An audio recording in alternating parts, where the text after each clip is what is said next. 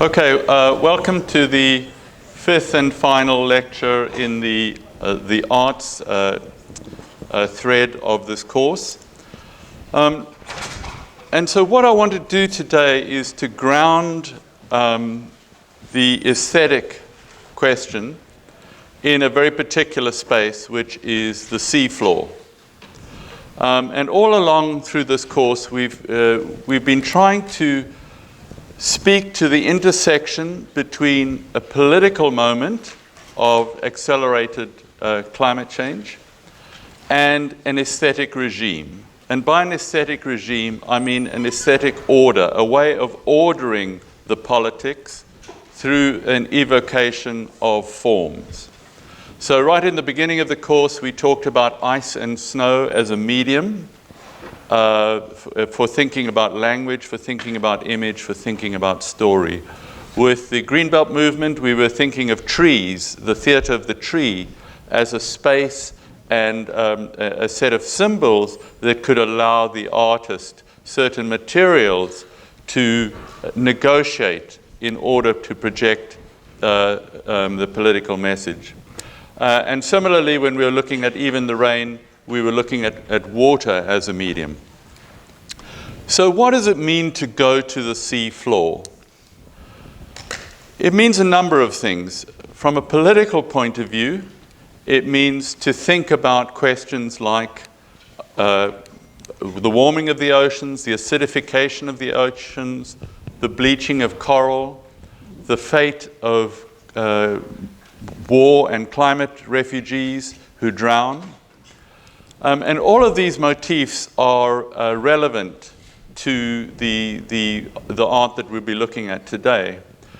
But it's not simply a question of message, it's also a question of the medium. What is the medium that these artists choose? I'll be focusing very largely on Jason de Taylor, who's the subject of Angel Azul, the film you saw, and also Mohammed Nasheed from the Maldives. When we go underwater, it's like a separate realm. What happens on the sea floor is invisible from the surface, and it's a realm that until recently, relatively recently, humans had no access to, had very little access to, before you had scuba gear and all of that. But Taylor also reflects at one point on the sensation of being underwater. What does the submerged perspective allow? He puts it this way: the experience of being underwater is vastly different from that of being on land. Objects appear 25% larger underwater and closer. Colors alter as light is absorbed and reflected at different rates, with the depth of the water affecting this further. The light produces kaleidoscopic effects governed by water movement, currents, and turbulence. Water is a malleable medium in which you travel. Your senses are much more immersed underwater. You can also have a more detached consciousness, like a form of meditation. Okay? So he's interested in the way water refracts light and objects, and these distortions become integral to his artistic practice. So that in some ways he's pursuing certain distorting or surrealist effects and trying to move away from a merely realistic portrayal. So our first port of call is the Maldives, and thinking about the sea floor in relation to both immigration and inundation. So what happened is, just before the Copenhagen Climate Summit, the president of the Maldives organized a cabinet meeting for his national cabinet on the seafloor, in which they signed a treaty committing the Maldives to being the first carbon neutral country on Earth. Okay? So it was a symbolic moment. The Maldives faces certain obstacles. It's a very small nation state, 400,000 people. It's in the Indian Ocean, far from the great powers. It's largely invisible to the consciousness of most people. So how does a small nation state that is radically affected by greenhouse emissions, how does a nation state like that amplify its presence? Okay? And the kind of theater of the absurd that Mohammed Nasheed staged here is one way of doing so. A second way is that he connected with 350.org, the organization that I'm sure most of you are aware of, that Bill McKibben and others founded, and tried to get this video and these images onto the global stage, and did so very successfully. So you have the anomaly of the cabinet meeting in scuba gear. You have the Gothic hair standing on end, using again the quality of the currents on the water to create these effects. Okay. And so the highest point in the Maldives is 7 feet, and it's one of the nation states that's slated to go under by 2050, by the destination date of this course. And so what he's trying to do here is something that we've seen before in this course, which is to render visceral the relatively remote future, okay, 2050. How do we get into the sensation of what it will mean to be a Maldivian at that point in time, okay? So it's both specific to the Maldives, but also emblematic of the fate of small island states and coastal cities that face the prospect of rising tides. Now, a certain sleight of hand is involved in here because before the Maldives will disappear, they will become uninhabitable because of salination. Okay? But salination is less a dramatic story, less a spectacular story than vanishing, disappearance. Okay? And so in concentrating this incremental degradation of the living prospects on the Maldives, Mohammed Nasheed tried to get us to think and feel in this fast-forward way and to look back retrospectively at the actions that are pointing this vulnerable island state in the direction of inundation and uninhabitability. So one of the things that interests me about this imaginative project that Mohammed Nasheed undertook was the way in which it reverses a very deep and tenacious language around immigration in terms of swamping, inundation, the threat of a nation drowning under immigrants, the tidal waves of immigrants. So there's a set of dead metaphors that are being brought to life, but are being disturbed back into life by the prospect of rising oceans. Okay. This is from the Great Gatsby. Civilization's going to pieces. I've gotten to be a terrible pessimist about things. Have you read The Rise of the Colored Empires by this man Goddard? The idea is that we don't look out for the white race, we'll be utterly submerged. Okay, so this is just one of a myriad instances of a white nationalism, in this case during the golden age of US history, feeling threatened by being submerged by other races, particularly through immigration. Similarly, in the build-up to Brexit in Britain, the British Defence Secretary said British towns are being swamped by immigrants and their inhabitants are under siege. Okay? So the image of swamping and inundation and drowning is a very tenacious one, and the targets of that inflammatory imagery, the targets have historically typically been black and brown would-be immigrants. Okay? So what's happening with Mohammed Nasheed and the Maldives is a kind of reverse inundation. So you have inhabitants of these small islands, brown and black people, who are being inundated by the cumulative historic emissions of predominantly white wealthy nations going back to the 18th century. Okay?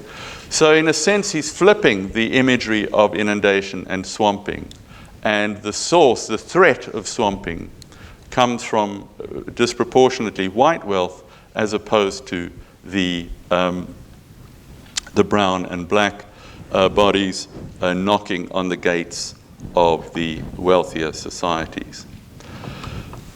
So one of the things that interests me in this video sequence is the flag on the sea floor that Mohammed Nasheed plants. Normally we associate flags with ascent, with the conquest of mountains and so forth. And so here's the sort of the involuntary conquest of the Maldives through runaway emissions. So it's a kind of an image of, if you like, carbon colonialism, affecting those who are least responsible for emissions but are most vulnerable to their effects. So there's another reason why that flag interests me, is that in response to this image of the inundating islands in the Maldives and the dilemma of the most vulnerable countries being the least powerful on the world stage, after the Copenhagen summit, something like 41 small island states banded together in an alliance, so trying to, again, amplify their voice on the world stage through making imaginative analogies between their circumstances as they faced the rising oceans. So around about the same time as Mohammed Nasheed was putting that flag on the seafloor and holding that cabinet meeting, around the same time, a Russian submersible planted this flag on the continental shelf in the Arctic. And the leader of that expedition said the Arctic is Russian. And so what you have was, with receding sea ice, new mineral deposits that were previously inaccessible becoming available. And so what this incident with the Russian submersible did was it catalyzed all the Arctic nations into this race to the bottom, as it were, for claiming the continental shelf in order to access minerals, particularly gas and oil. So if we think about those two flags, those two images in conjunction, on the bottom right, we have the Maldives as a kind of casualty of carbon colonialism. And then on the top left, you have the wealthier nations racing to continue the cycle of carbon extraction, CO2 extraction and emissions in a literal race to the bottom. So part two, I want to move to the Mediterranean and think about the imagery and the imaginative rupturing brought about by the waves, as it were, of immigrants coming from North Africa and Syria and Afghanistan and beyond. And so what these images have done is they've thrown into relief the predicament of global disparity, the failure under neoliberalism to generate shared prosperity. You have because so many of these immigrants were landing on the beaches of the southern Mediterranean, you had this very visceral juxtaposition of desperation and abandonment and leisure on the other hand. And so here you have the abandoned life jackets of those who've made it to the Greek island and the kite surfing in the background. So there was a notorious accident that you may recall in Italy in which scores of would-be immigrants drowned. And a number of artists picked up on that, the Lampedusa raft. And this is one by Pierre Delavie, a French artist. And they're referring back to one of the most famous European photographs of the early 19th century. And that is the raft of the Medusa, which was a Theodore Géricault's painting of a disastrous trip of a raft to of a vessel to West Africa from France, a naval frigate that ran aground, and 132 people died. And that became, this image became a frame, a kind of an imaginative and moral frame for a number of artists responding to the Lampedusa raft. Okay, this is Jason de Carey's Taylor's series, The Raft of Lampedusa. And throughout the series, what he's doing is he's using the light and the murkiness of the underwater zone to give a sense of an otherworldliness of people sort of sleepwalking towards their fate in this invisible realm. And one of the strategies that he uses in a lot of his work, and you may have seen it in the film, is the use of the perspective of the scuba diver, a sort of a distorted human perspective of somebody who looks like they're coming from another realm. So it I think, increases the distance, if you like, the ethical and existential or ontological distance between the diver and those who have been wrecked, whose lives have been wrecked on the sea bottom. And there's the selfie of the faceless climate refugees. And so one of the things that the artists are working with is the contrast, the dramatic contrast between the invisible fate of those abandoned to the sea floor and the surface prevarication of the politicians. This is Isaac Caudal's, a Spanish sculptor's piece, politicians discussing global warming. This inbred group of white male deciders turning their backs on the world and prevaricating, dissembling as the waters rise. Maggie Hambling is a British sculptor who put up this scallop, and carved into the top of it is a line from Benjamin Britten's great coastal opera, Peter Grimes. And that line is, "I hear those voices that will not be drowned. I hear those voices that will not be drowned," which is a sort of epigrammatic condensation of what Jason de Carey's Taylor's work is trying to do, to bring those muffled voices from the deep to the surface. So the third port of call is the tidal city of London. London is one of the two most vulnerable cities in Europe to rising waters. And it is subject to huge tidal variations that reach right into the heart of the city. And so what Jason de Carey's Taylor did here was take what he called the four horsemen of the apocalypse and uses the tidal flux of the Thames as an active ingredient in the theatre of rising waters that he stages. And so at this point, the horses are peacefully drinking, calm, controlled, cooling off in the river. Then as the tide rises, you reach the point of not drinking but drowning. Okay?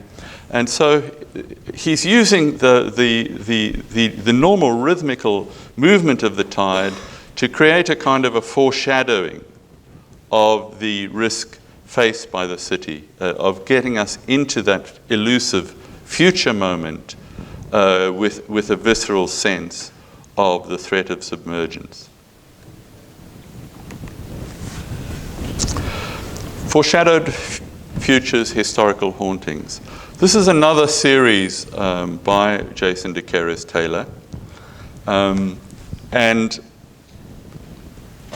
one of the things that he does in this series is to create an imaginative and moral bridge between the experience of drowning climate refugees and the enslaved people who were thrown overboard or died on the ships and were thrown overboard during the Atlantic slave trade.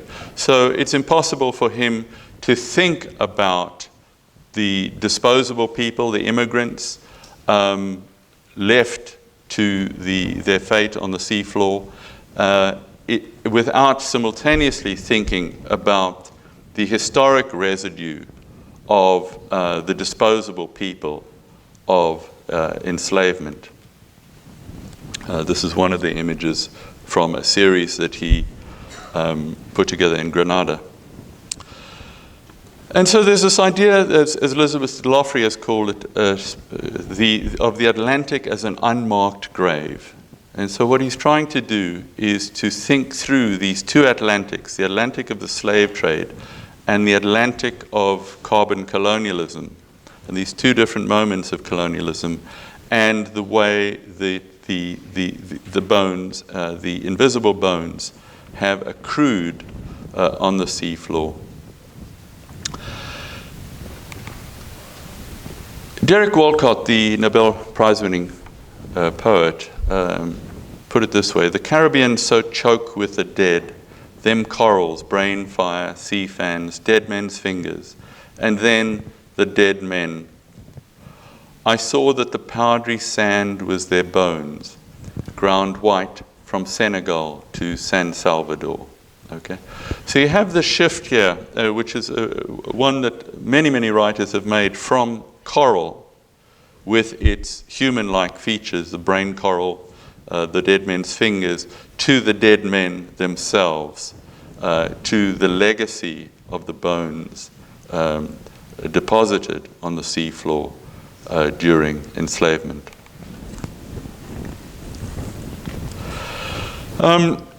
Vicissitudes is again part of the series, and it touches on the core theme in his work, which is that of change, of metamorphosis. So we're at a point where we're facing accelerated metamorphosis. As we know, metamorphosis is part of all ecosystems. Change is normal, change is a given, but the rate of change is not. And so what he's doing is he's thinking through the imaginative, political, and moral effects of those changes, not least in relation to the Anthropocene, the idea that humanity has become a biological, chemical, and geological agent of change. And this connects in this image with the ritual circle of the dead, invisible from the surface. Do not touch, as in a museum, but also this idea of the untouchable and the unreachable. The figure here kneeling and imploring in front of the congregants beyond.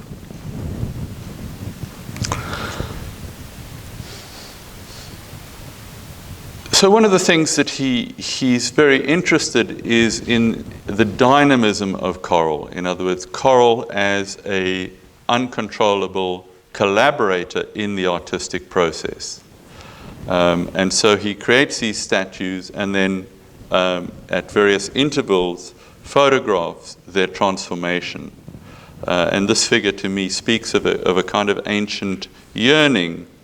And as the coral colonizes the statue, the body acquires a kind of aura of antiquity, an ancientness that speaks to the past, not least the past of slavery and the ocean depths. Likewise, this figure, ambiguous figure, asleep on the seafloor, as part of this project of memory that he engages in. So here once more he turns to the diver observer, and clearly is a play on Mount Rushmore, and rather than the prominently remembered presidents, you have the anonymous faces of the unremembered dead, the unnamed dead, who have the seabed as their final invisible resting place. And in several of these series, he has figures marching across the sea floor. Again, you've got the scuba diver in the back, the observer, from almost like another realm. And here you have the marchers, the would-be immigrants and climate refugees passing through the narrow gates of the walls. And so one of the backdrops to his art is the fate of the wall, of the excluded and the included, and the narrow aperture here of making it through to the other side. And so he's profoundly interested in this question that we've touched on a number of times, which is, what does it mean to witness? And what does it mean to witness from the perspective of the future in order to apply moral pressure and political pressure to contemporary actions in order to prevent or ameliorate those futures? So the lost correspondent in a sandstorm, typing on an obsolete typewriter, bearing witness, and the sense of the determination to record the world from below, the sort of environmentalism of the poor, if you like, from below. So one of his most famous series is just called The Anthropocene. And it centers on this figure on the windshield. And so as I read this image and these series of images, partly what he's trying to do is to humanize the inhuman time frames of the Anthropocene. We've talked before, when we were discussing the film, about how difficult it is for us to inhabit in any felt way geological time. The scales are so vast. Okay? And so I think the figure, the fetal figure on the windshield is deliberately ambiguous. We're not clear if the figure is grieving, if the figure is sleeping, if there has been an accident. And so what he does here is he provides a series of retrospective Anthropocene images of a superannuated automobile culture. So it's a retrospective image on an obsolete automobile culture. And it's a scene of petrification. Okay? You have a petrified image here. And petrification is the process whereby organic matter turns into rock, into inorganic matter. And where, in the case of this image, humanity turns to stone and enters the fossil record. Okay? It's very much an Anthropocene way of thinking. So the Latin word petra for rock is the root of the English word petrify, to be terrified, be turned to stone, to be unable to move. It's also the root of the term petroleum. Petra is petrified, and petroleum. Okay. So here there's this image of a figure turning to stone out of fear, out of terror. And of course here, as in the Muhammad Nasheed, there's a sleight of hand is involved, because the fossilized human remains would not retain a human form. They would clearly biologically degrade. But he's trying to create this arrested moment of the end of the automobile age. And for me, it's redolent of the impact of Pompeii, the volcanic explosion that froze in time what people were doing in going about their ordinary business. Okay, the idea of being the ashes, freezing them in a particular moment, and creating these atrophied images of ordinary life that have held firm all these decades ago.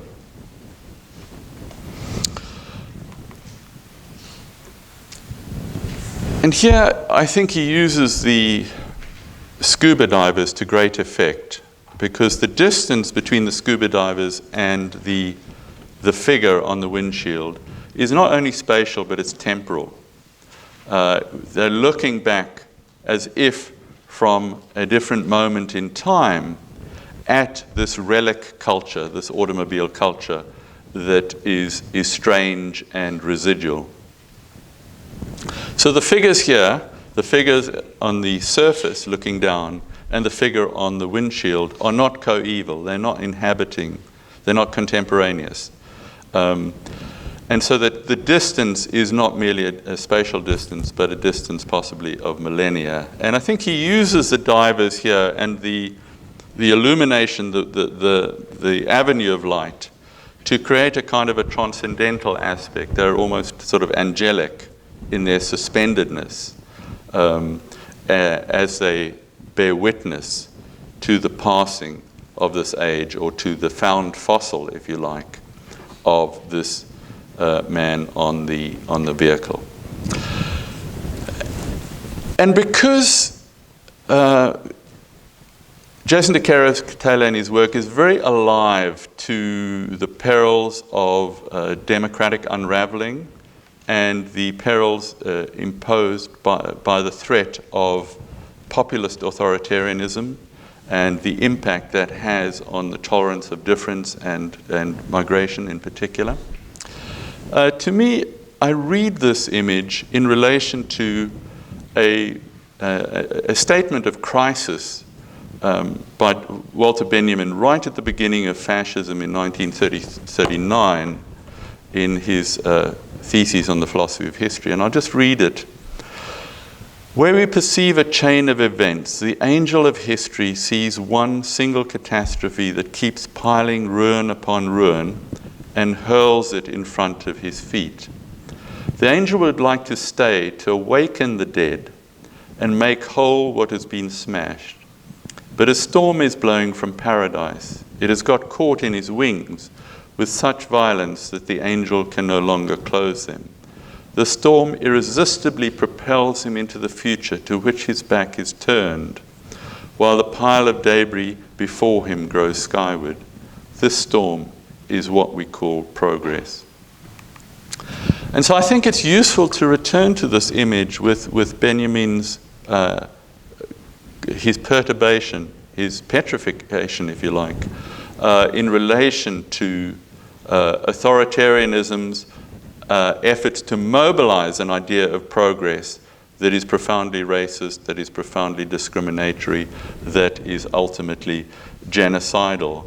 And there's a sense of these angelic figures almost being blown backwards into the past as so-called progress unravels before them. And so it was a moment for Benjamin, as it is, I think, for Jason de Taylor, of profound questioning about an ideology of progress that has been so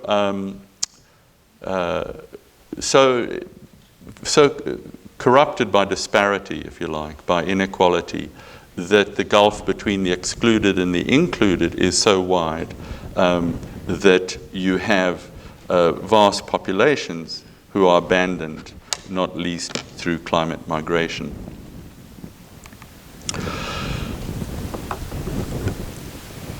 So Jason de Taylor is also very compelled by the power of coral.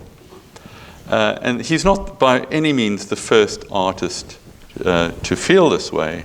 It goes back at least as far as Shakespeare and The Tempest. Full fathom 5 thy father lies, of his bones are coral made. Those are pearls that were his eyes.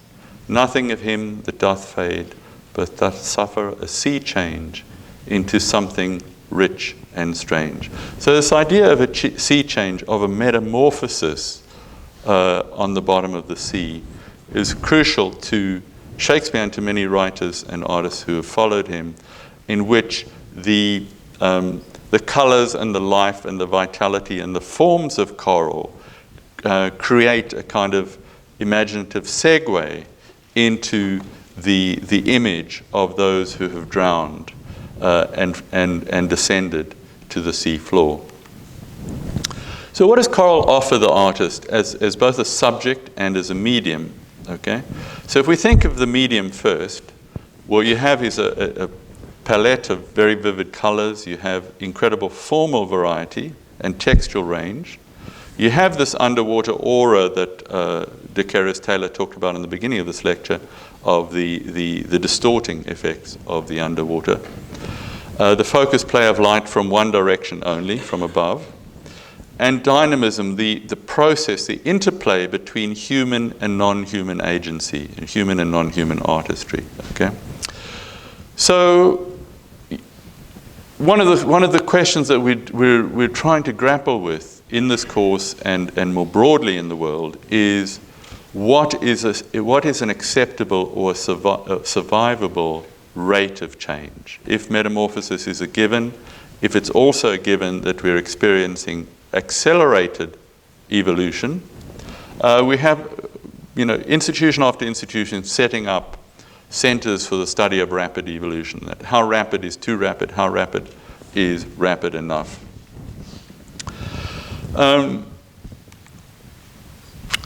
So thematically, coral complicates the divide between human and non-human agency and the divide between the living and the dead. Okay? And so what Jason de Keres-Taylor does is he sets these statues on the ocean floor, on the seabed, and watches them evolve in the sense that they're taken out of his control. And he can watch the collaborative artifice, if you like, of the sculptor and the coral themselves. Coral are also thematically significant because they're one of the most embattled ecosystems. Okay, vulnerable to warming, acidifying oceans, toxic runoff, and invasive species. They're also significant because they create natural barriers. They serve as natural ramparts that can lessen the impact of storm surge and sea level rise. Finally,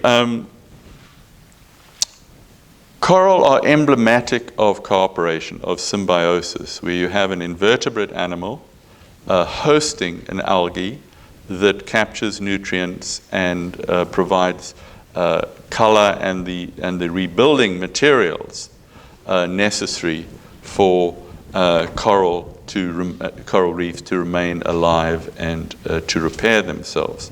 So the image of coral bleaching is an image of sundered symbiosis, of broken symbiosis, where the invertebrate host, in response to warming oceans, acidifying oceans, the invertebrate host expels the algae and thereby seals its own fate because it cannot regenerate. I won't read that in full, but you can go back to that. So in creating these artificial reefs, Taylor also had some very material ambitions. One was to help create regenerative coral nurseries and to create a kind of set of underwater museums that would deflect tourism away from fragile reefs that couldn't sustain that tourism. So here's one of his diagrams of sort of ironically designed VW converted into an artificial shoal. And some of his images are just extraordinarily beautiful. To be vulnerable to otherness is not just to be open to being unmade, but to being remade into something other than what we are, to being propelled in new and unforeseeable directions. So what he's asking is, what qualities can we find in the unforeseeable, and how can we participate in that vulnerability? And so we see an attempt to grapple with this accelerated pace of metamorphosis in many of the terms that are emerging. So we hear things like emergent ecologies, novel ecologies, chance ecologies, transitional ecosystems. There's an acknowledgement that these processes that we don't fully understand are transforming both transforming the biology, the chemistry, but also the physical qualities, the material beauty or otherwise of this underwater world. Rock your mind, again, this process of rapid aging, of antiquing in a way, the morphing of the biogeochemistry. And so the statues are both permanent and impermanent. They're kind of non-static in that sense, because they're undergoing this profound metamorphosis that he is able to stage in collaboration with the coral, and in this case, evoking a kind of tenderness, the tenderness of new life forms. And here you have an example of those chance ecologies where you have the fan coral that has settled on this sculpture, creating a kind of a diaphanous coral wings, a transcendent, angelic figure. And in Burning Man, Man on Fire, you have an allusion to the combustion of the earth itself, of humanity's self-immolation, but the coral that has settled on it is almost as if it's impaling him, that it's a source of living growth, but also a source of pain. This is from the series Silent Evolution. Here we can think in terms of those transitional ecologies. The Last Supper, he has a series on the fate of fish, which is another component of the reefs that I hadn't mentioned. Their huge value as fish nurseries.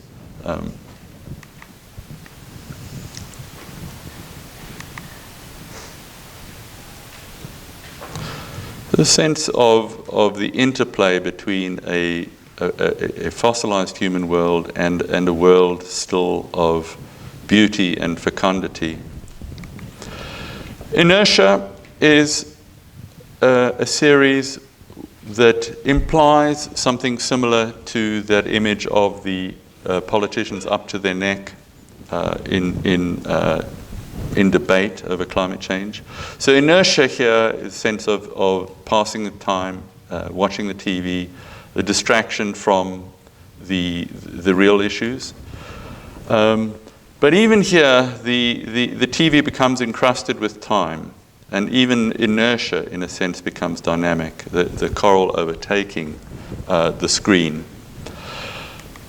And he ends the series with the Garden of Hope, the cultivation in unexpected ways of a different kind of coral garden.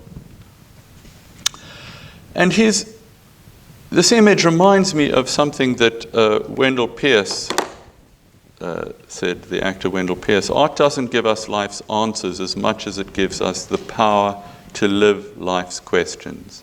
And so what I see in both Mohammed Nasheed and Jason DeCaris Taylor is this effort to bring to life, to give a visceral immediacy to life's questions, and to give us access to futures that we might otherwise struggle to realize.